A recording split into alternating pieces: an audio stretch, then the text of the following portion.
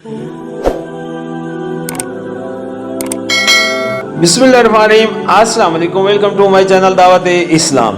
मैं हूं आपका दोस्त शफकत अली ऑफिशियल। उम्मीद करता हूं कि आप सब लोग ईमान के आला दर्जे पे होंगे।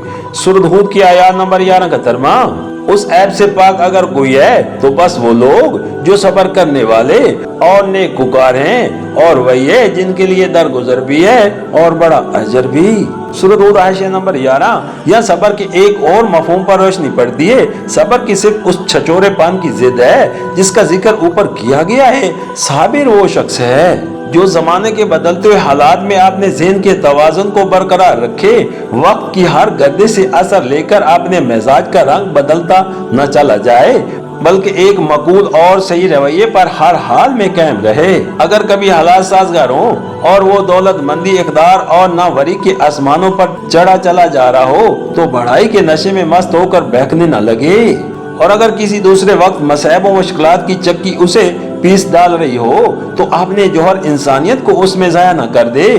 खुदा की तरफ से आज़माइश ख्वाह नेमत की सूरत में आए या मुसीबत की सूरत में, दोनों सूरतों में उसकी बर्दबारी अपने हाल पर कायम रहे और उसके ज़र्फ में किसी चीज की भी छोटी या बड़ी मिकदार में झलक न पड़े। सूरत हूद आयत नंबर 12 यानी अल्लाह ऐसे लोगों के कसूर माफ भी करता है और इनकी भलाइयों पर अजर भी देता है।